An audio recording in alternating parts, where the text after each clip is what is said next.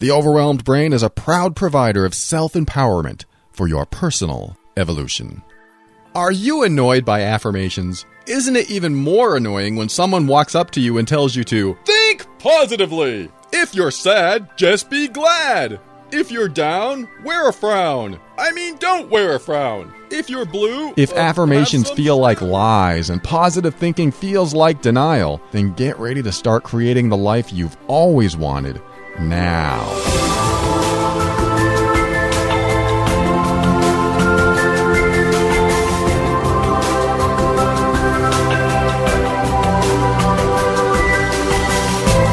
Hello, this is Paul Poliani, self-empowerment coach and your host of The Overwhelmed Brain, the personal growth show for the critical thinker. On every episode, we talk about practical, down-to-earth steps to help you improve your mood and keep you sane in this powerful and often unpredictable journey we call life.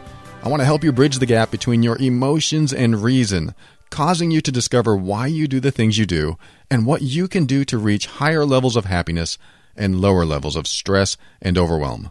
And if you're here to learn more common sense tips for improving your life, well, turn off the show because you're in the wrong place. This is the direct path to uncommon sense, and that's why it's going to help you learn, heal, grow, and evolve.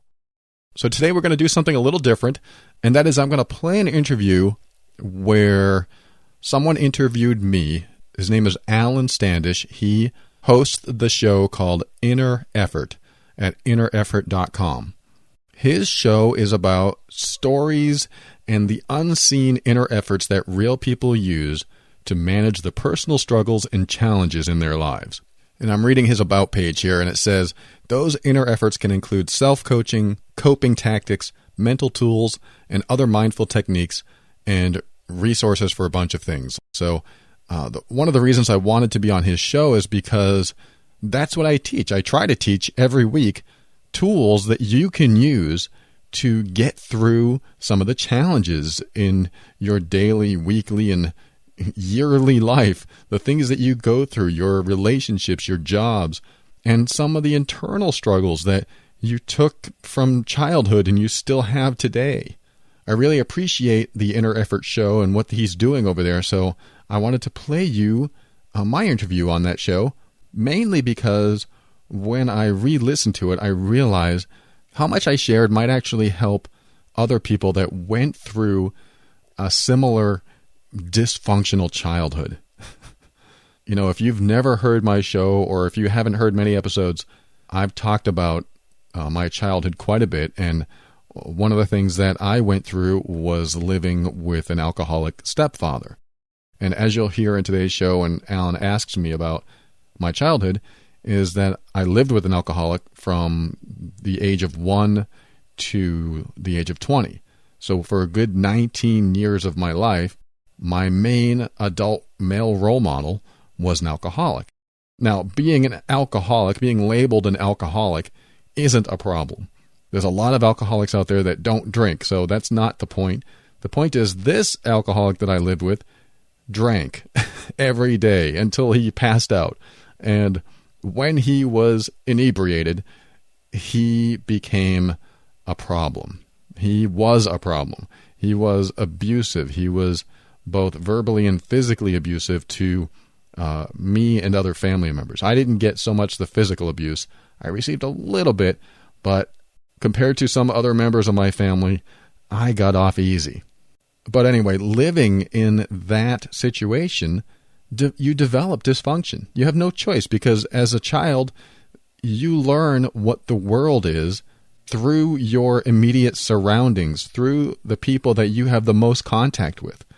And my world was the people that I had the most contact with were, my sisters who were scared, my mother who lived in fear, my stepfather who was the abuser, and other things that really affected me, like the bully up the street who forced his friendship upon me, and I didn't want to be friends with him, but he would come over anyway and force me to hang out with him and ride bikes with him and play with toys with him, and I just didn't like him at all.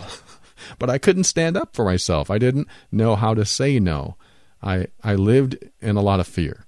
Now, I'm not saying this for sympathy. I'm not saying this so you'll feel bad for me, because I've healed and I'm fine. A lot of this stuff has been healed.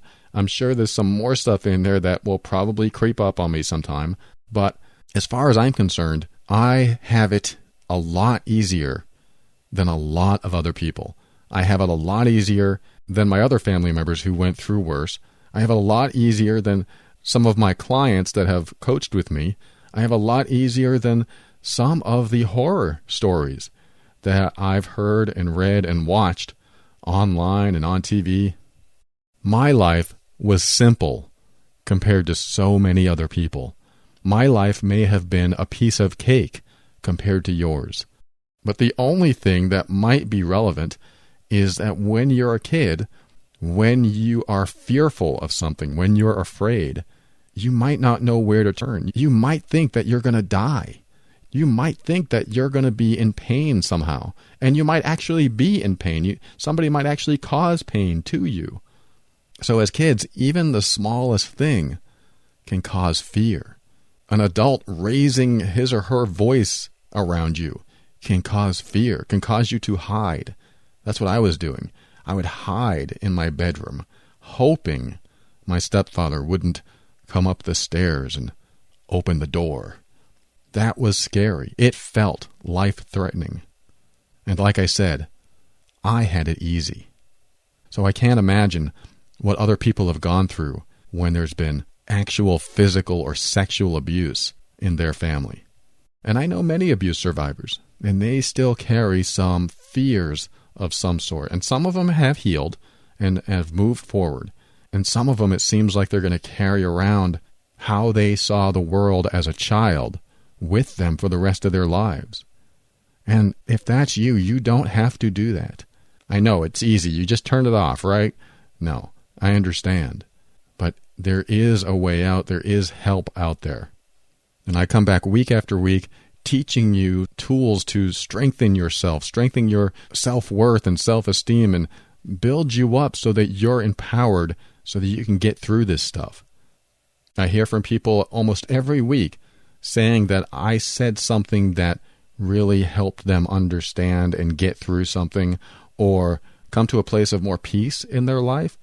And it's not just me out here spreading words of wisdom or, teaching you what I know. It's a lot of people. It's a lot of people like me that are coming out into the world trying to teach, trying to tell you what steps you need to take to heal.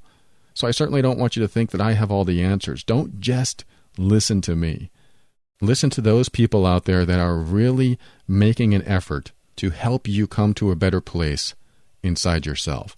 And that's how I feel about Alen Standish, who interviewed me on his show that I'm about to play for you right now. I really appreciated how he dug into some of the stuff that I talked about. So give it a listen and go over to his site, innereffort.com, for more of his episodes. I'm sure you'll appreciate what he's got to offer. Now I'm going to play our interview, and then I'll give a quick comment at the end, and then we'll end the show. Please forgive the quality of the interview. The connection wasn't the best when we did it, but I cleaned it up as much as I possibly could. So I hope you gained something valuable from today's show. Here's Alen Standish with the Inner Effort podcast interviewing me for his show. Enjoy.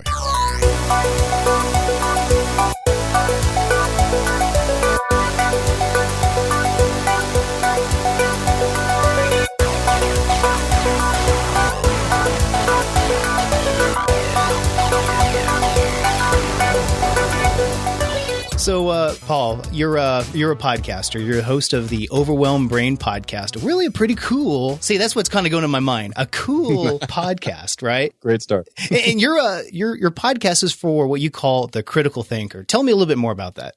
Yeah, this is an interesting story. When I thought about creating a podcast, I knew it was going to be about personal growth, but I couldn't really define who I wanted to talk to.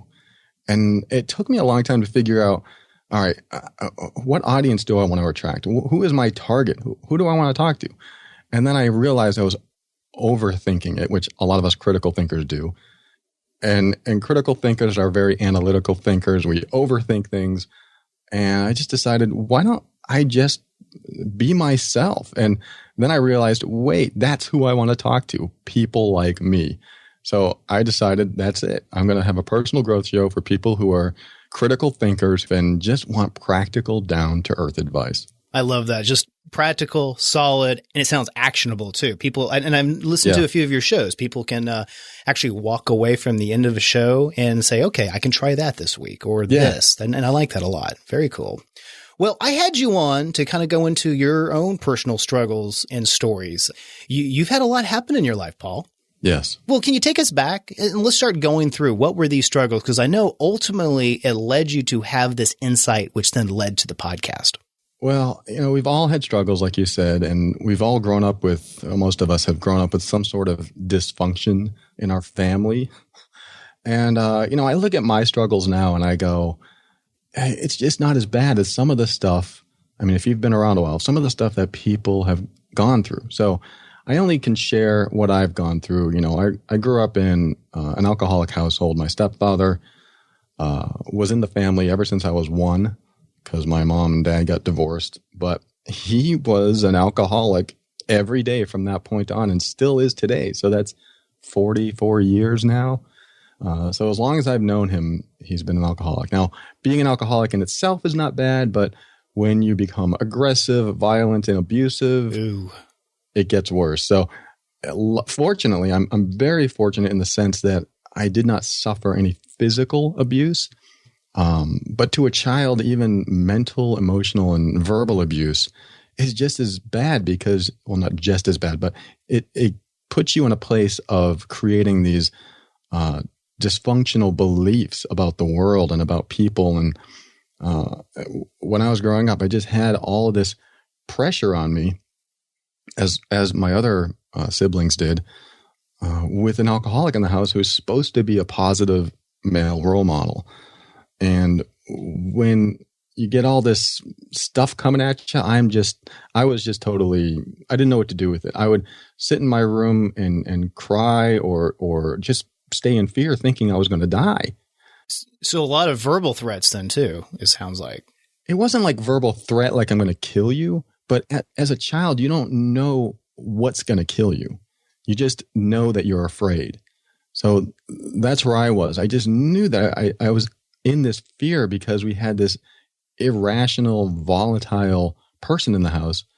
And my mom did her best to buffer those things. But you just never knew what was going to happen. He would smash windows and break his glass of alcohol and throw it. And I remember one day I woke up and there were smashed eggs all over the kitchen. I was like, what happened here? And my mom had to clean all that up. And it's just a crazy, when you don't have any function in your house, you create dysfunction in your own life. So that's where I was. I was starting to create these beliefs that the world wasn't a safe place. And I better be, there's all kinds of things that we can talk about, but I better act a certain way in life in order to survive. So I took all these childhood survival mechanisms with me into the adult world and started applying them to my relationships and my jobs and life in general, which created all sorts of messes. Yeah, talk about some of that then. As a kid, I'm assuming you were a very anxious kid, maybe? Were you reclusive from other kids, or were you trying to put on different acts to kind of be a different person who you were inside? I'm kind of curious, how did that show? Yeah, I think the very last thing you said was probably the most accurate. I became a chameleon. I became very adaptable to every situation because in order to survive in this alcoholic household, and this is my analysis of what's going on in my life 30 years after the fact, I can look back and go, I know what happened. So what I was doing was surviving by adapting. And the adapting I was doing was, all right, if I act this way, then my stepfather doesn't get angry. If I act this way, then he won't yell at my mom or yell at the other kids. If I act this way, so I started putting on this mask in everything I did. And that turns into perfectionism and super responsibility. And I started developing these things early on in life. And it created a belief system. It created my foundation for who I was going to be as I grew older. So yes, I've been called a chameleon in the sense that I can adapt to any situation. Now, that's beneficial for if you're at the negotiating table and people are going back and forth and one's angry and one's not. You can step in and go, okay, let's look at this objectively. And you can see both sides of the issue. And that really created or really helped me become an objective person, become a good negotiator, got a lot of benefit from my dysfunction. But at the same time, I brought dysfunction into my relationships in the sense that, like I said, I've always been highly judgmental. And the reason is, it's like, what are you putting in your mouth? How much exercise are you getting? And these are people I'm supposed to love and support no matter who they want to be.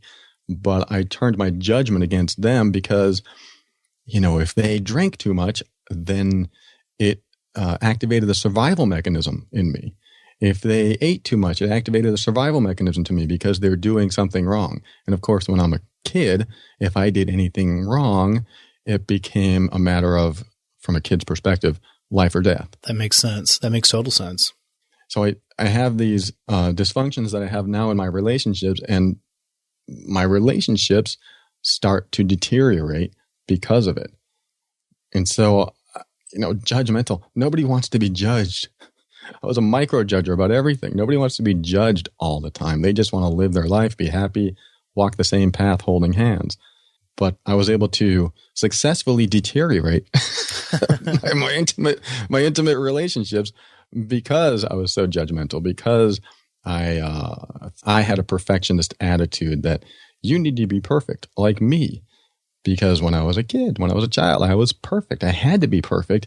So in my own perspective, I had to be perfect so I wouldn't die. I mean, that's what it really feels like when you're a kid. You feel like you're in the lion's den, and that if you do one wrong thing, that you're going to be attacked. Right. I think Brene Brown says perfectionism is like that 20-ton shield that we hold up, and it wears you out. And I understand. Yes. A good analogy. So this relationship was a long-term relationship, or all your relationships kind of suffering? Did they suffer from this perfectionism and judgmental side of you?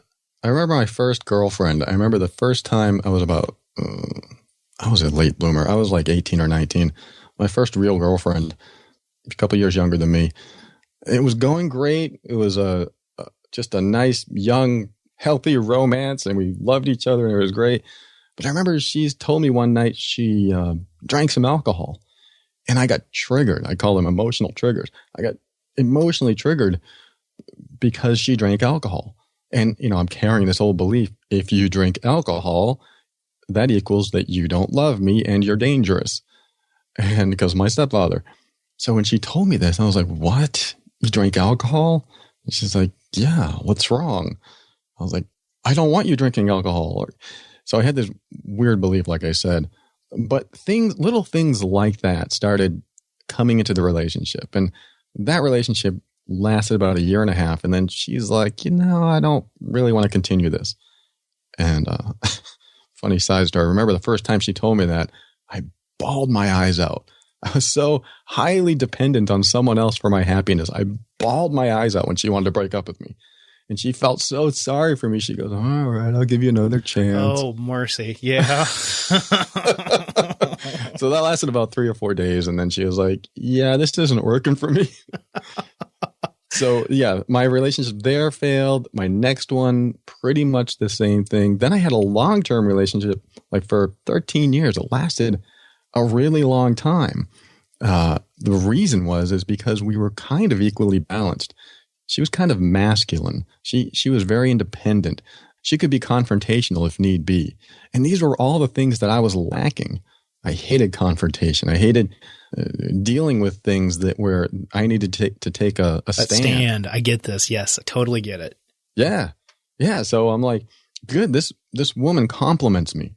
So we lasted quite a long time, but around 11 years into the relationship, I guess my embracing more of my feminine side really started to bug her. She noticed that I wasn't standing up for myself. She noticed how judgmental I was too, and there's other things as well. But I realize now what was happening, that she wanted to be more feminine and she needed me to be more masculine. And more masculine means, honoring your boundaries and, standing up for yourself, like we were talking about.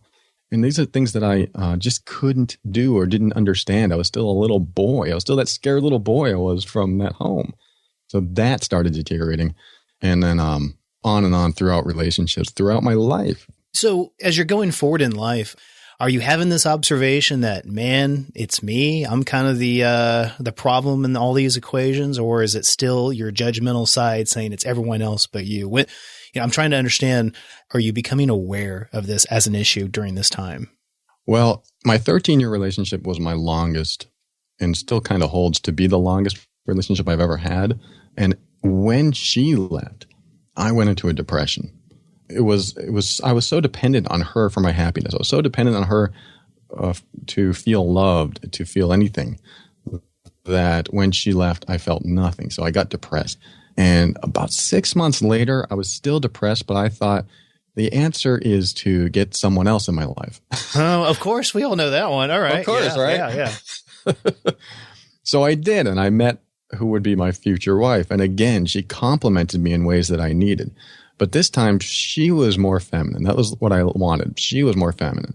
But the problem is, I was still depressed, and I was still this little boy. Even though I thought I was changing, I was still this little boy. So I'm going to fast forward a little bit. Near the end of my marriage, which lasted, I knew her for 8 years. The marriage lasted about 4 years. I started to finally see what was going on in my life. I started to understand that I was the common denominator for all these failed relationships, because there's no other way to look at it. When you look back and you find that everyone's leaving you, it can't be the world that's dysfunctional. It's got to be you. Even though they may have their own problems, I started looking inward and going, what is wrong with me? So you're right. You hit it on the head. What is going on? What's wrong with me? Why do these women keep leaving me? What was I doing? And one of the first things that popped up for me, and I learned this during my marriage, I knew that I was highly judgmental, but there was something I wasn't connecting. I wasn't connecting the dots of how to stop being judgmental, because I really believe that people need to be better. People need to better themselves. People need to stay in shape and drink moderately at least, or, just do things that are healthy for them. But what was going on inside of me that it was so important for me to tell them that. And that's when I finally started putting it together that I'm not letting people be themselves. I'm not letting people live their own life, have their own lessons, and I'm just judging them. So not only are they dealing with their own issues that they may be struggling with, but I am also reminding them of those issues. So now they have it twice as bad. They have their own issues, and I'm telling them about their own issues. And one of the things I learned from my wife at the time was she had an uncle that said, her uncle said, I just want my wife to be happy. And when I heard those words, I was like, oh my God, that's what I've been missing. That's what I've been doing wrong. I never just wanted my girlfriend or my partner to be happy. And in order to do that, I have to let go of what I want them to do and let them be who they are. And when that hit me, I had a realization that if I really didn't like what they were doing, then I'm the one who should leave and not be the one who tells them what to do. How old were you when this started to settle in your brain? Oh, this happened maybe 3 years ago. Okay, so late 30s you're talking about here? Late 30s, 40s? Or I'm curious. No, I'm 46 now. Okay, so I'm 45 now. And I've kind of noticed myself, man, it takes until your late 30s and 40s as a guy to really start to understand things, It's like, boy, why are we so far behind? It's true. And I thought I had all this personal growth under my belt, all this training, all these certifications, but they don't mean anything until you go through the real stuff, the experience. Like I know coaches that get trained and become trainers, but they never go through experiential stuff that actually help them understand it from an internal perspective. A lot of them do, but some of them don't. And I finally hit, and I'm still not all the way there, I admit. Well, I don't think any of us are, man. But exactly. Yeah. Exactly. So I finally hit that point of, oh, that's what I'm doing wrong. If I'm going to be good at this stuff, I better straighten up my own life. And I started doing that. It was the last year before my marriage ended. I started straightening up myself, going, wow, so by judging you, I'm not really honoring myself. I'm forcing you to comply with my own personal boundaries, which is a weird way to say it, but my personal boundaries say, I don't want someone who drinks excessively, and I don't want someone who smokes, and we have all these personal boundaries. And I realized that she was violating some personal boundaries of mine. And instead of telling her what to do, I should have just said, hey, if you want to do that, that's great. Be yourself, do your thing. I just can't be around, anymore. And that's something I failed to do for myself. Instead of honoring myself and just being a man, for lack of better words, being a man standing up going, you know what, do your thing. It's not what I want in my life. If you change, give me a call. I'm leaving. I never did that. And it's a hard thing to do for a lot of people, but that's one thing I should have done.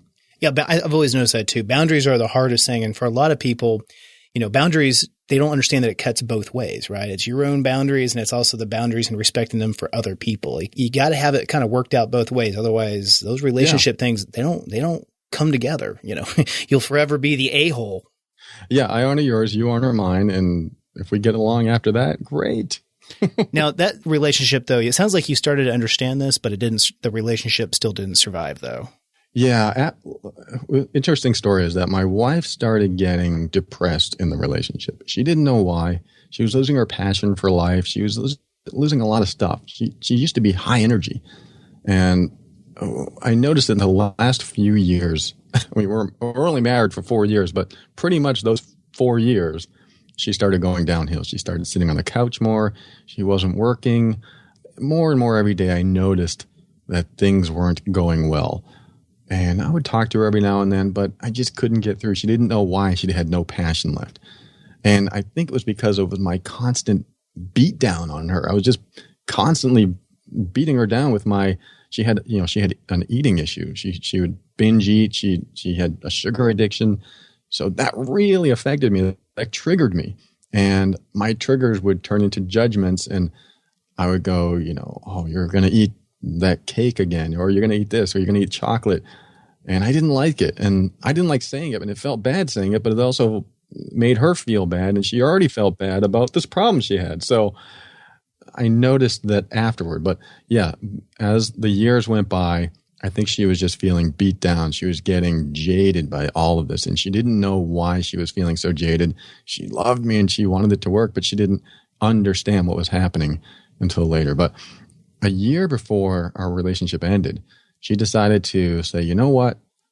I used to live in California. I'm going to go back to California and, see some of my old friends, live near the beach, and reinvigorate my life.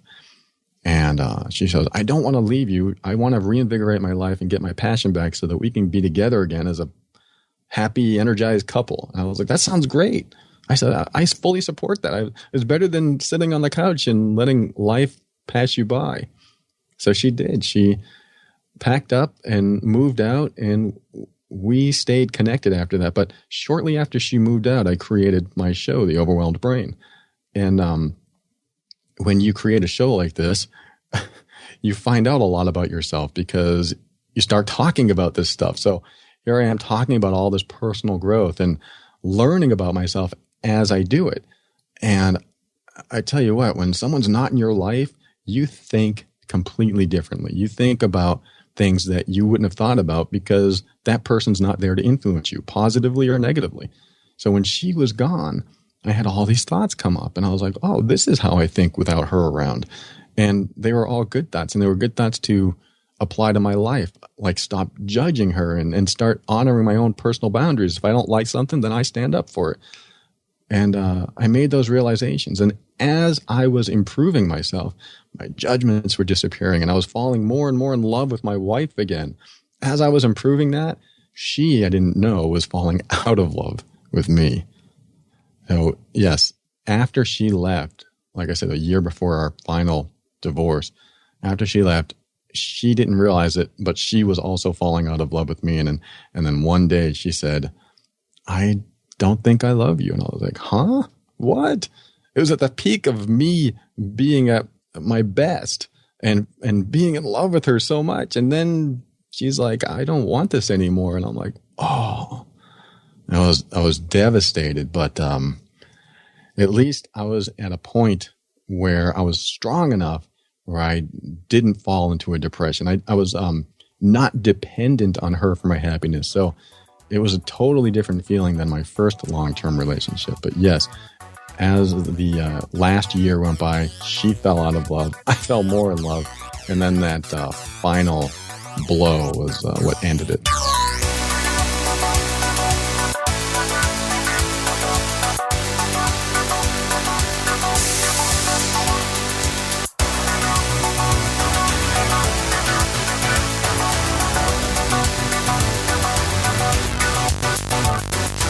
All right, I just want to quickly interrupt this interview with mention of Legal Shield.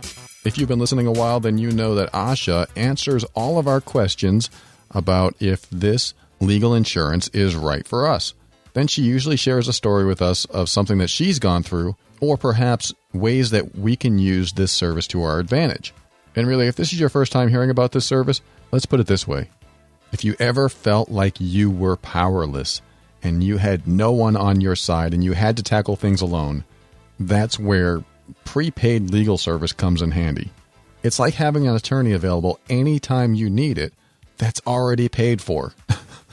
So if you need to ask them a question or have them make a call for you or write a letter for you, it's like $20 a month to do so, and it's well worth it. In fact, I remember a time in my life when I could have used an attorney, but I just couldn't afford one. At least in the sense of calling up a law firm and paying hundreds of dollars an hour for their time. It was when I owned a condo in Florida and I was renting it out to someone while I was living in California. I was trusting a property management company down there to handle things for me. And when I say handle things, I mean they take care of the renter, they make sure my property's not being destroyed. They're handling things as if they were the owner of the condo, of course, including me when there are things that they needed my input on. However, the management company I chose turned out to be one of the worst decisions that I could have made.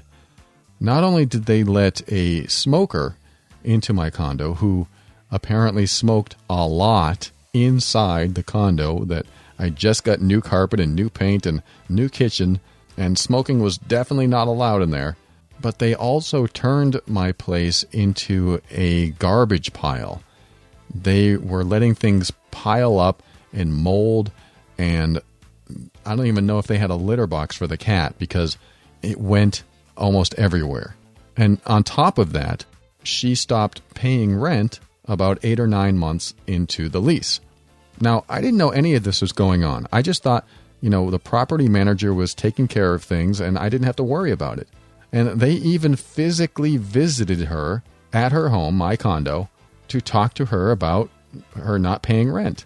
And the property manager also convinced me to give her a break because, she's falling on hard times and maybe we can wait a few weeks for the rent to come in. And me going, well, they must know what they're doing because they're a property manager. They must know what they're doing, so I will trust them.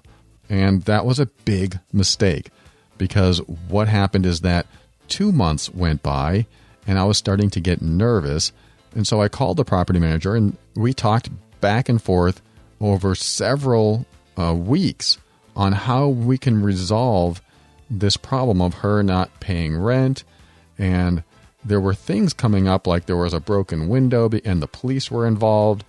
And they kept making excuses for the renter instead of honoring me as a landlord, as the owner. Now, in hindsight, I can see this perfectly clear. But while I was there, I felt powerless. I felt like I just had to trust what they were saying and that they had my best interest in mind. So fast forward a little bit. we ended up evicting her. I made the choice because the property manager did not want to. I made the choice to evict her because she still never came up with the money, and I was losing my skin. In fact, it was one of the reasons I eventually went bankrupt. And so she got evicted, and, it was not pleasant because the police were involved. She did not leave voluntarily, and I hated to do it, but that's just how it had to happen.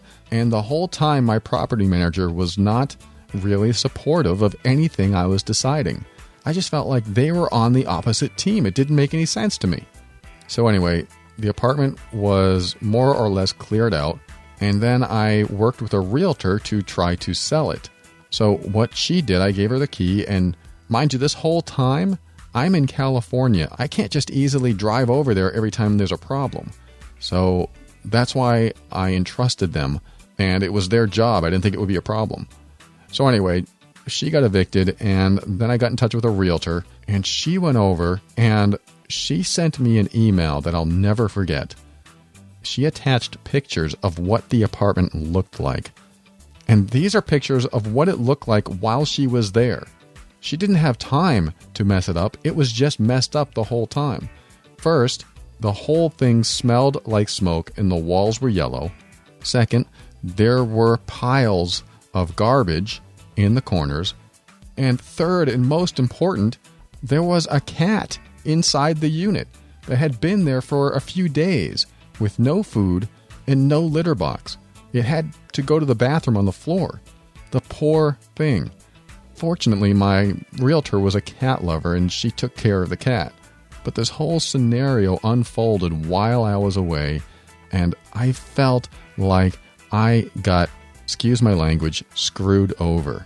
So let me shorten this story and tell you that if I had a resource like legal insurance where I can just call an attorney, I would have. And I would have asked, what do I do?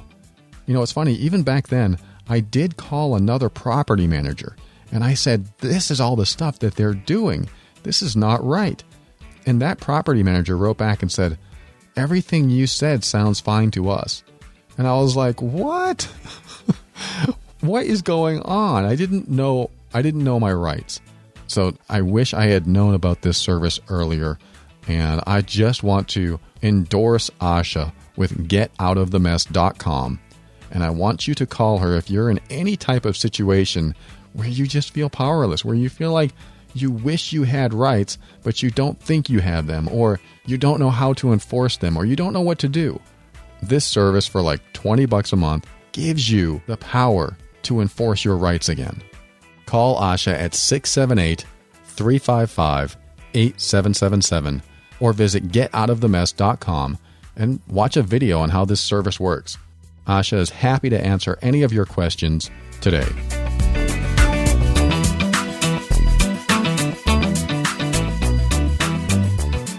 What I'd like to understand is, even though your marriage ultimately ended at that case, you were steadily improving yourself. You were recognizing these judgmental thoughts, and you became, and I always like to say I became more like I knew I needed to be, the person who was always deep down inside. I kind of rediscovered him. It sounds like you were going through that same type of change. What did you do to achieve that? Because I know this feeling well. For me, I could go through life, kind of be wearing my a-hole hat, in life, and I don't recognize it. I'm just being me, being judgmental. It's only when I become more mindful and watching these feelings as they start to come up and kind of address them before they become full-blown kind of controlling my mind is when I started to see success. How or what type of tools did you use? I call those the inner efforts, right? What did you start to use for yourself to recognize these type of thoughts and to catch yourself and to basically change your thought process and your behaviors? Yeah. When I heard that she did not want the relationship to continue, my first fear was I was going to fall into a depression again, but it didn't happen because I never wanted to go there again. I wanted absolutely nothing to do with depression ever again. It's the worst. So I made a commitment to myself years before. After that long-term relationship ended and then I got over my depression, that I would never let that happen again. If I ever felt any sign of it, I would address it immediately. So like you said, these feelings come up and you go, oh, let me, approach these feelings. Let me talk to these feelings. Let me figure this stuff out. But one of the tools that I learned was, and this had to do with letting go of attachments many years back, is that I need closure right away. So what happened was she wanted to end things. And I was like, what does this mean? Does this mean you want a divorce? And she goes, well, there's no other way to go with it. And I'm like, the devastating blow, I moped and was sad for about 2 days. And then I snapped at him and said, well, I did talk to her again saying there's nothing we can do. Can we go to therapy? What I did, the first thing I did was exhaust all efforts to, quote, fix the problem. Can I fix this problem in any way possible? What can I do? And her answer was, there's nothing you can do. All right. So that gave me an open door to find closure. How I find closure is go to the courthouse and get the divorce papers ready. So I did that almost immediately. I went to the courthouse and said, my wife wants a divorce. What do I need to do? I've never gone through this process. And they gave me the paperwork. I found a company online that I used to help me fill out the paperwork. It's kind of a law firm. And within a week, I think I was sending her the divorce papers to sign. And I said, hey, I told her, I sent you the divorce papers. She's like, what? Already? I was like, well, you tell me, is there any way to save this? And she goes, well, I guess not. But she didn't expect it so fast. So it's kind of like, even though she wanted it, she didn't expect it was just going to go through this fast. But it was important to me to find closure, because once I have closure, I clear the path to do anything I need to do for the rest of my time getting through this. And I think what happens is that a lot of us don't find closure right away. We want to keep it open just in case. Yes. Yeah, just in case. It's like having a box of cables in your garage. I could use this. One of these days, I'm going to use this cable. But the thing's like 50 pounds now, and you're carrying it around everywhere you move. Every move, yeah. Oh, dude, I got the same box. I know what you're saying. Yeah, I got rid of my box. I was like, you know what? I'll just buy the damn cable when I need it. So I just decided, like I said, it had to do with letting go of attachments. And letting go of attachments allows you to move on in life. So that's what I did. I was like, this is what I need to do. I need to let this go. I mean, that's hard to say. Mm-hmm. I wanted my marriage to last the rest of my life. I really wanted this to work. So having this blow and knowing there was nothing I could do, I decided to let it go. And I said, all right, I'll get the divorce so that I could move on. Because the faster I can move on, the faster I can heal. Because that's what I think a lot of people end up doing, is they don't allow themselves to heal because they don't want to move on. They don't want to realize it's gone. Someone dies in their life. They don't want to let that go, so they just they don't grieve. That's another thing I had to do. I had to grieve. I had to grieve my marriage, and I allowed that to come up. And so it took about 2 months. I was still feeling bad. I still loved the idea of being married. I still wanted to be married. And another thing that came to mind was, well, let's put it this way. She still wanted to be friends, so she was contacting me. And I was like, I don't know if I can do this thing. I don't know if I could just be friends with you. I mean, what if you start dating? I mean, it's just going to hurt. So fascinating. So you totally closed it then? Was what you're kind of saying? Am I picking that up? I still think that 99% of me had it closed, but that 1% of me thought, what if she did say, you know what, I made a mistake? So I still had a little bit of that just in case in me. I went through the divorce. It was already in process. There was already all the paperwork assigned and just waiting for the final dissolution paperwork to come up. But I still think I had that little just in case in me, because when she contacted me, I always felt this, I don't know, anger or sadness, and it would just come up. So I knew I was still healing, and it was still grieving and still being triggered. And then one night she's like, I just want to know how you're doing, and maybe we could be friends. You are my best friend. And I was like, you are my best friend too. And I said, and I started becoming accusatory. And we were doing a chat. And I chatted her back, and I'm like, if all you did was go to therapy with me, we might have been able to solve this. And I started, lashing out at her and saying, why did you end this? We could have fixed it. And it really got her upset.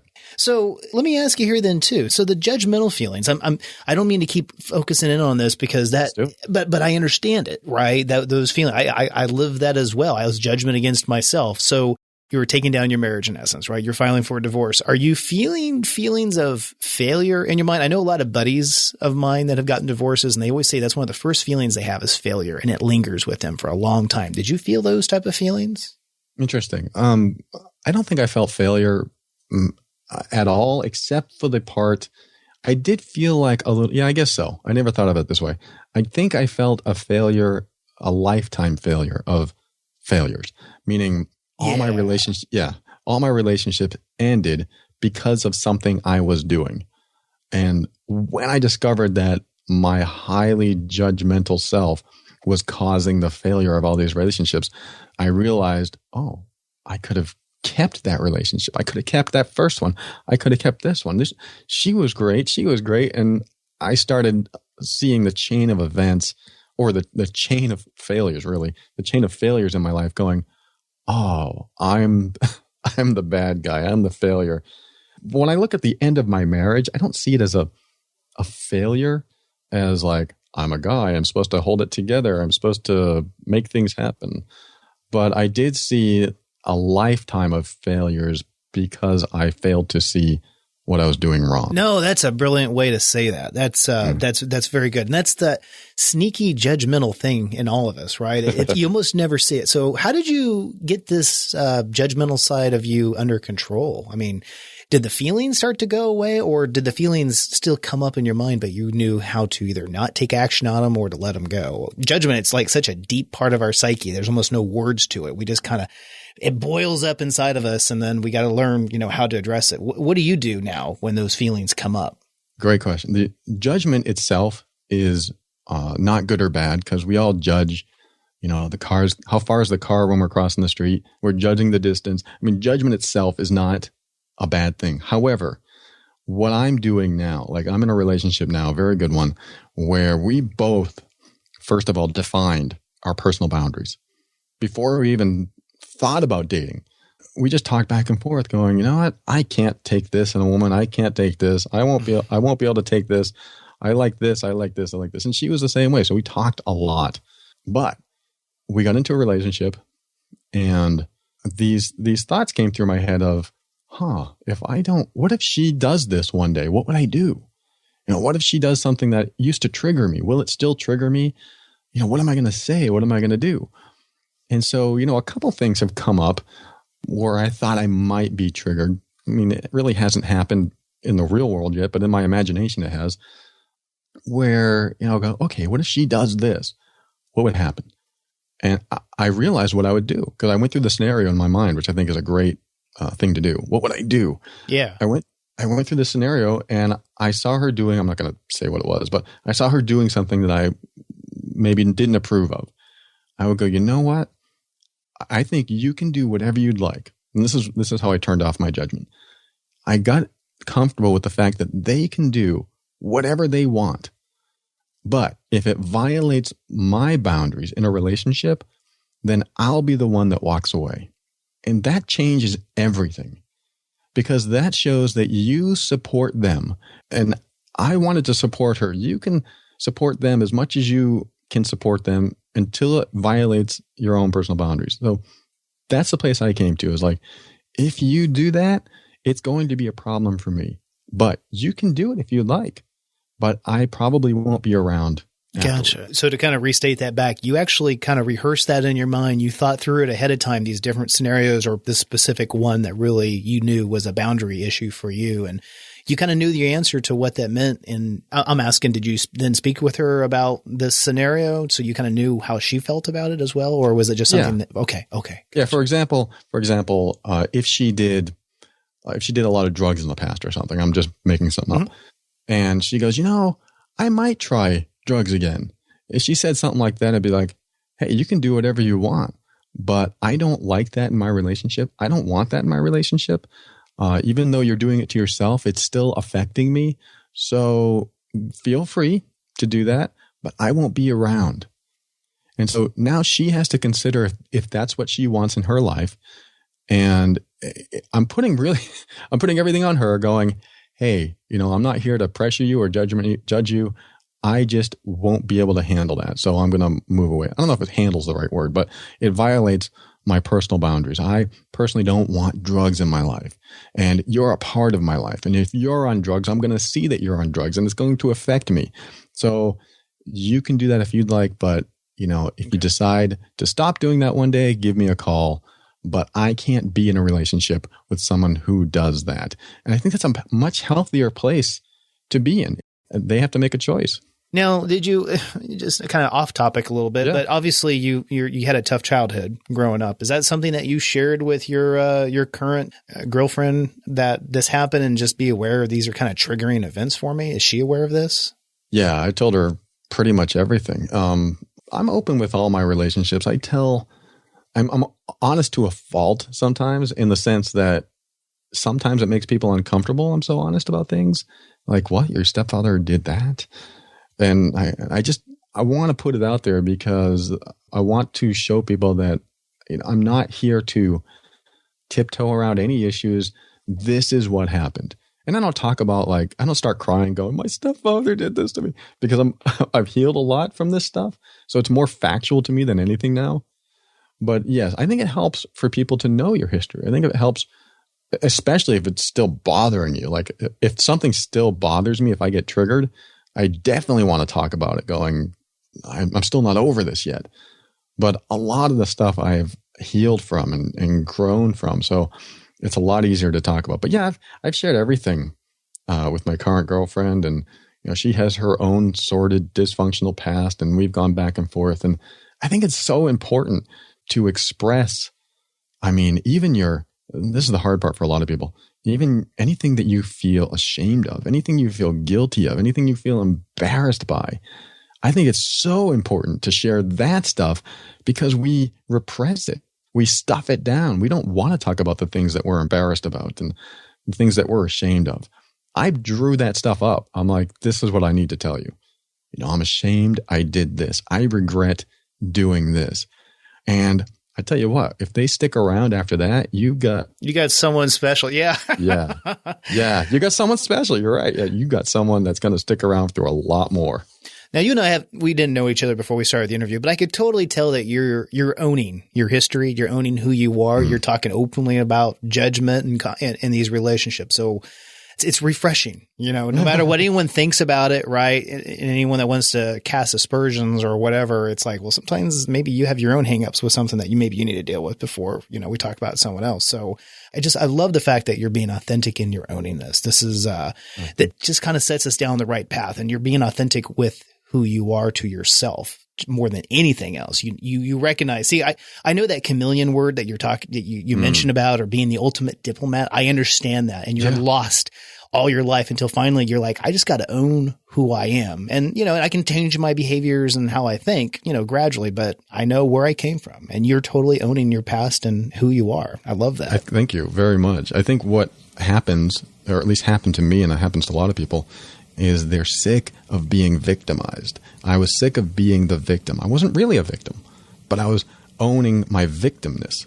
I felt like a victim. I felt like, why are these people doing this to me? Why don't they just be better? Why don't they stop drinking and stop smoking and stop doing drugs? And why don't they have a better history? I was blaming people for their history. And that was my judgmental issue. So I would present myself as the victim of, you are hurting me when you do that. And that was completely the opposite of what I should have been doing, which is supporting them, telling them, I love you. If you have a problem, I support you.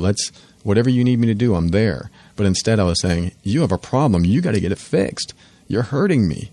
So I was playing the victim role, and I was sick of being the victim. Even though I really wasn't a victim, I was calling myself the victim. And I think when you feel bad and you are blaming other people for your feeling bad, you own being a victim instead of owning your ability to change your life and to take control of your life and take responsibility. I like that, Paul. I want to kind of shift the topic just a little bit, since we've been talking so much about judgment. When you have your worst days. You're in the worst of moods, or you're just having a horrible day, or something bad has happened. If it was my old self several years ago, I could fall into kind of not a rage, but just internally boiling and just make the rest of my week or month bad. What do you do when you're having those type of days, or maybe even a week or couple of days? What do you do for yourself to be able to pull yourself out of those type of moments when you're going downhill or you're spiraling? Yeah, good question. I don't have so many of those days anymore, because the more work you do on yourself, the more days that get free for you. But there are days, everyone's going to have them. And what I do, I do have a little trick, or what you call tool. And sometimes I use this, sometimes I do other things. But one of the things I like to do is open my hand and look down at my hand and pretend I have this magic pill. It's a pretend magic pill. And I go, okay. Pretend. I like it. It's a pretend one, not a real one. And if I'm having this bad day, if something's going on, I feel negative in some way, I look at this pill and I go, okay, this pill can do anything I want it to do. Anything. So if I swallow it right now, what will it do for me? And that gets my brain processing.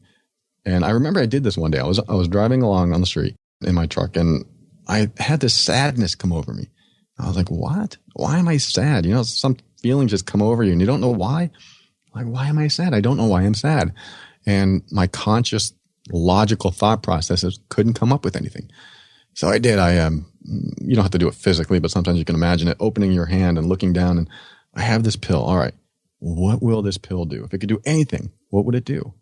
And the first thought that came to my mind was it would let me sleep.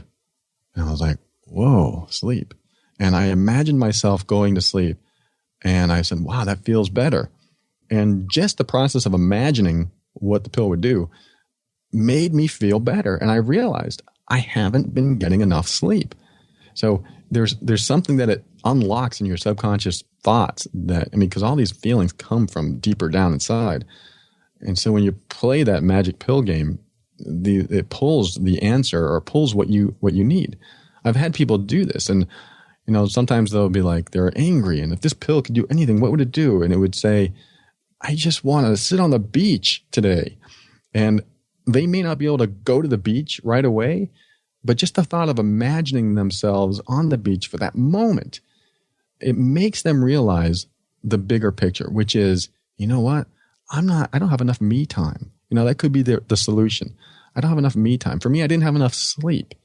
So it always leads to something bigger, a bigger picture. This person wanted to go to the beach. It was because I just haven't had time to myself. So the realizations come from that process. That's one of the things I do. Well, let's talk about daily routines. You seem to be the type of guy that kind of knows what he needs to do. What routines do you have, either in the morning or the afternoon or at night, that really make your day out to be the type of day that you want? I think it's important to have some sort of small ritual, because I think we all like consistency.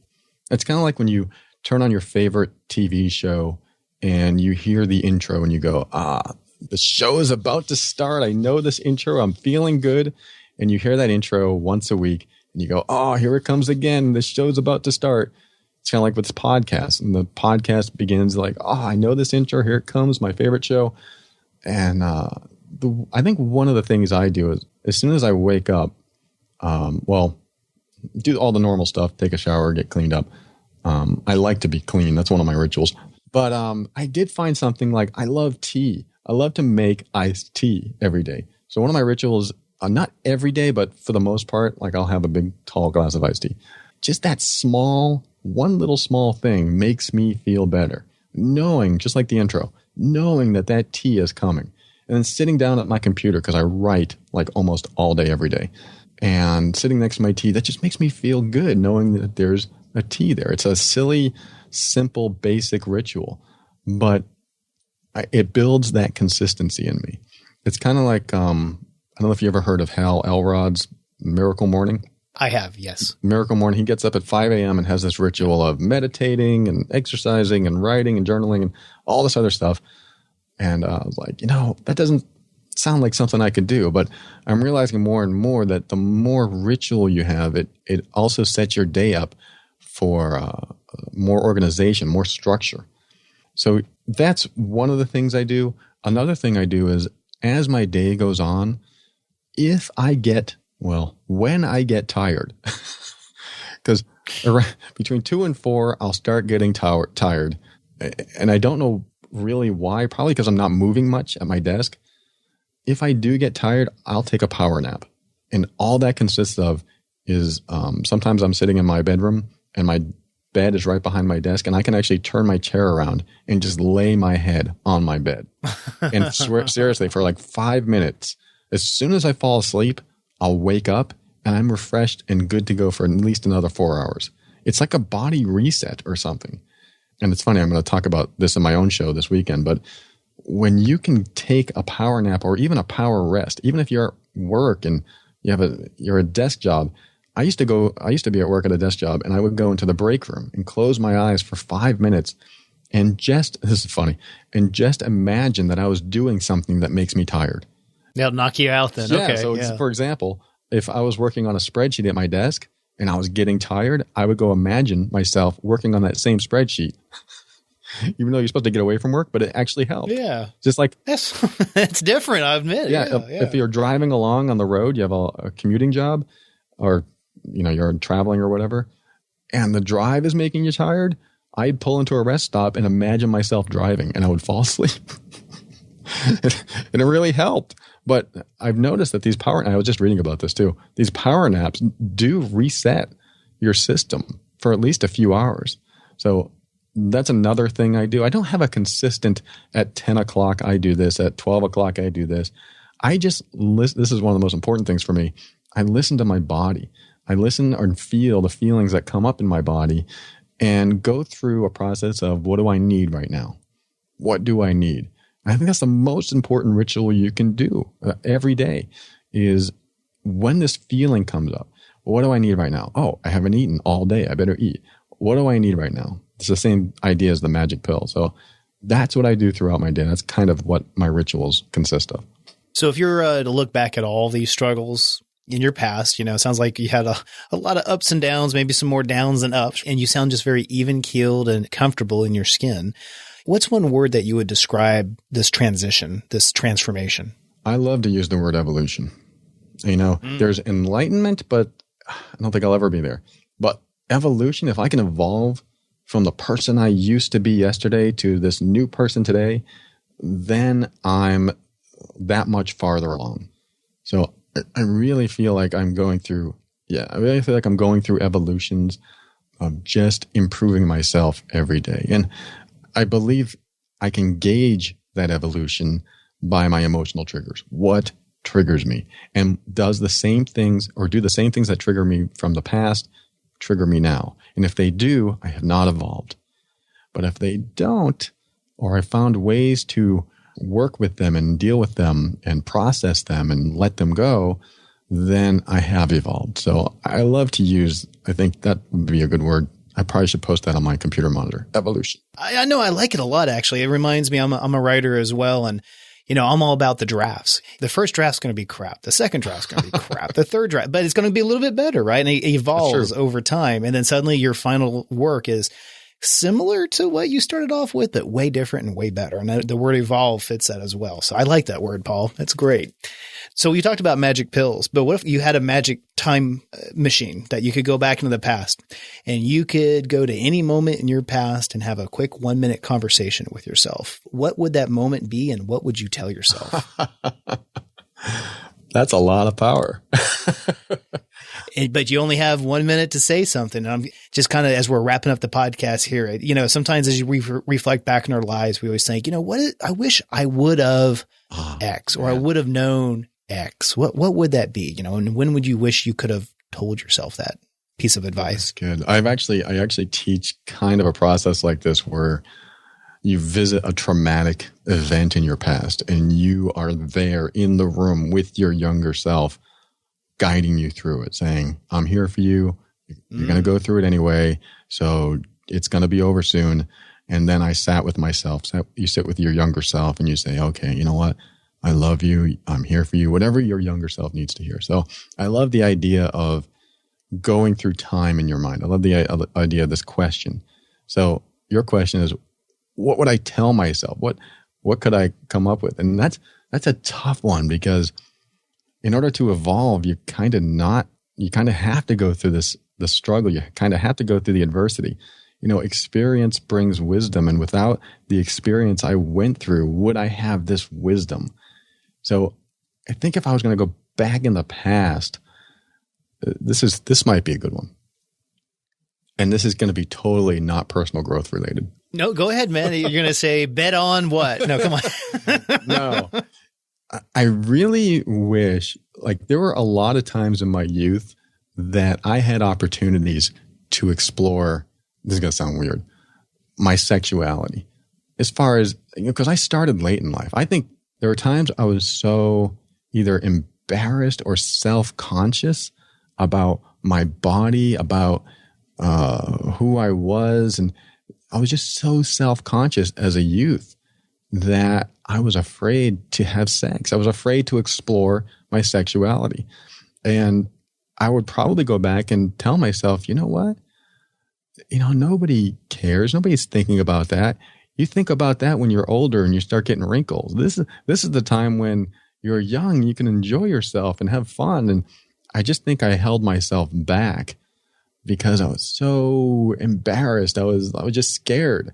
So I would think I'd give myself a pep talk going, it's okay to explore a little bit.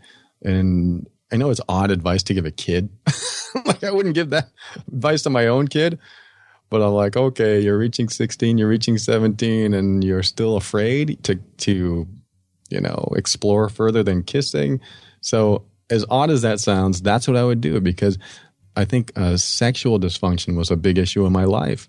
So I think if I had kind of talked to myself as a youngster and said, sex is normal, it's healthy, it should be fun, and be careful of this and be careful of that. But you should explore this a little bit more because you're just so afraid. So I would take that fear out, and I would just be a little bit more open, a little bit more liberated with my sexuality. That's definitely something to unpack there, but we won't do that here. That's fascinating. Okay, yeah. So, Paul, for the folks listening here, how can they find out more about you or connect with you? You can visit me at theoverwhelmedbrain.com. I'm on iTunes on a podcast called The Overwhelmed Brain. It's in the self-help section. And you can contact me there as well. There's a contact button, and feel free to look me up. I've written a couple books, and Amazon, just look up Paul Coliani. I'm sure you'll be able to spell it easily. Don't spell it Coliani, not two O's. It's one okay. O. But anything, if you look at The Overwhelmed Brain in Google, I probably take up the first 10 pages or so. So you won't have any trouble finding it. Paul, thank you again for your time today, man. My pleasure. Thank you for having me, Alen.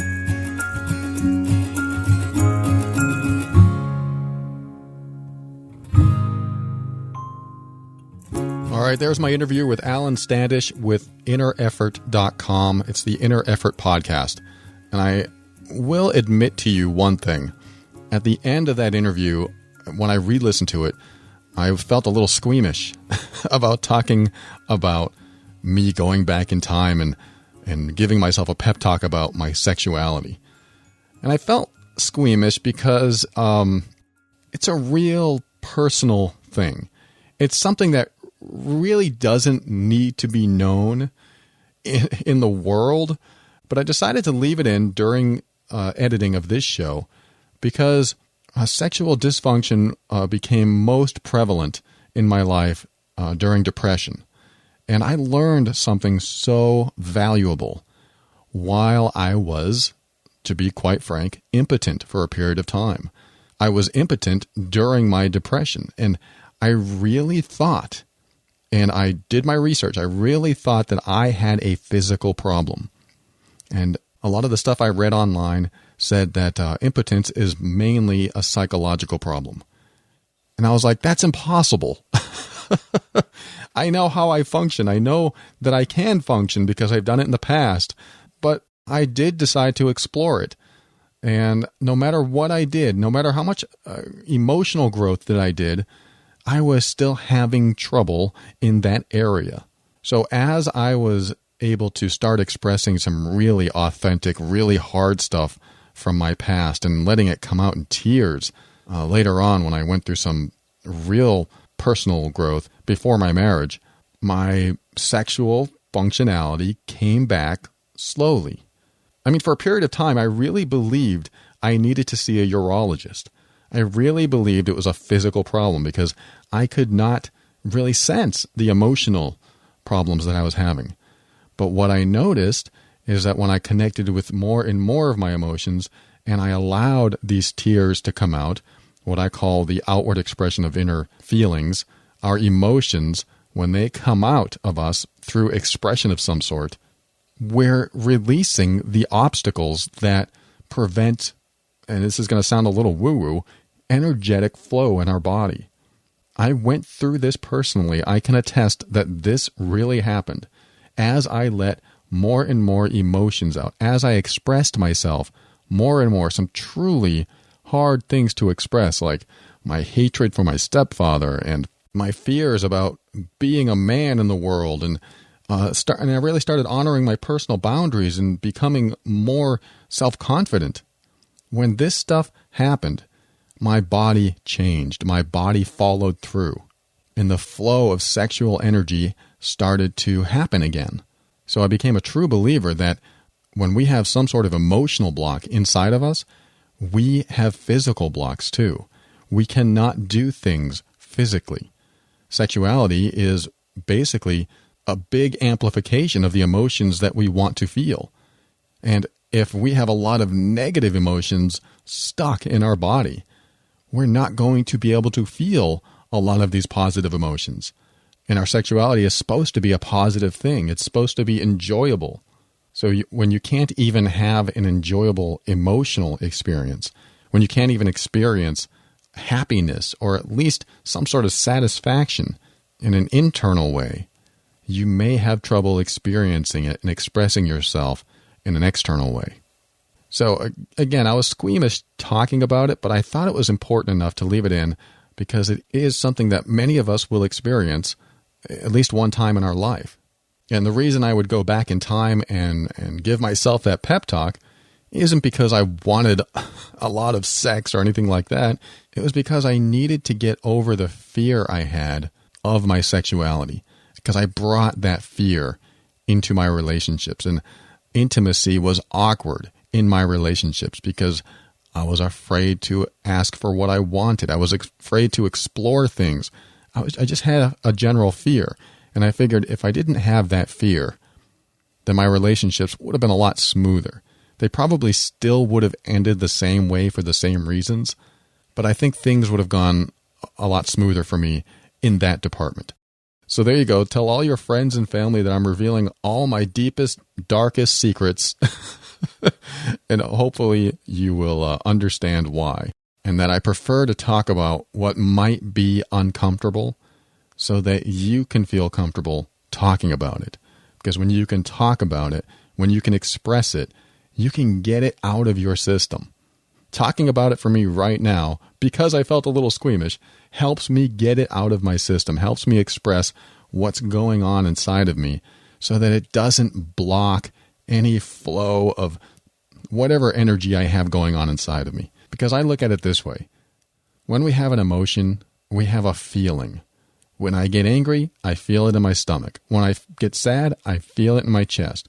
Emotions cause feelings. Feelings are physical reactions to many things, including emotions. So when we have negative feelings, those physical reactions become sometimes blocks in our body. So what is being blocked? That's the question. And my only non-scientific answer is that it's blocking our peace, satisfaction, and happiness in life. Which is why I always say, be vulnerable. Express your deepest, darkest secrets to someone safe, or write them down and just get them out of your system. Because like I said earlier, that gives you closure. That allows you to move on in life. Okay, I've addressed it. This is it, world. This is who I am. And now I can move on because I've given it attention. I'm not resisting it anymore. So there's the show for today. Thank you for tuning in. I appreciate you, and we will talk again soon.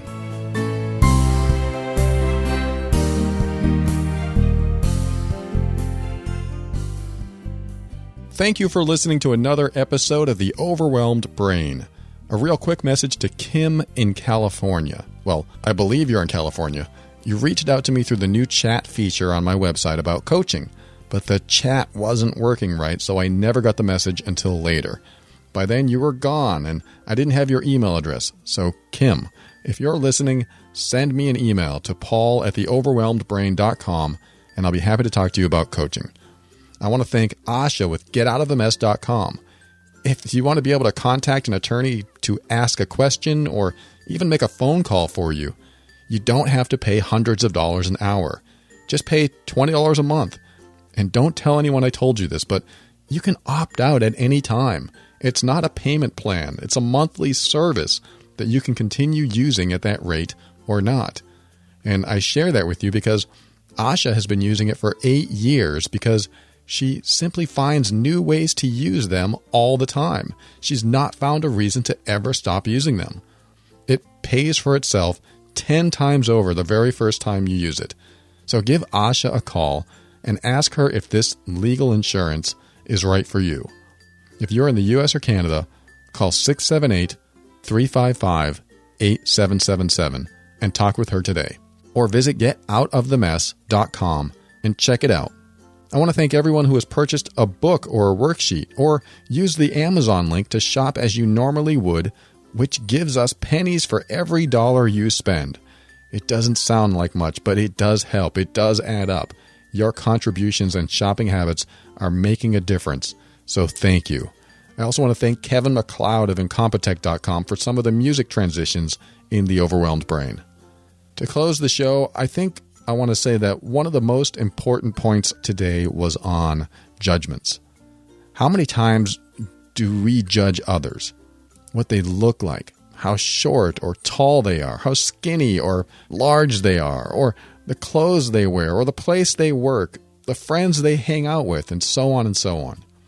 Try to remember that every judgment that you have against someone else is an opportunity you take away from yourself because you're not looking at something inside you.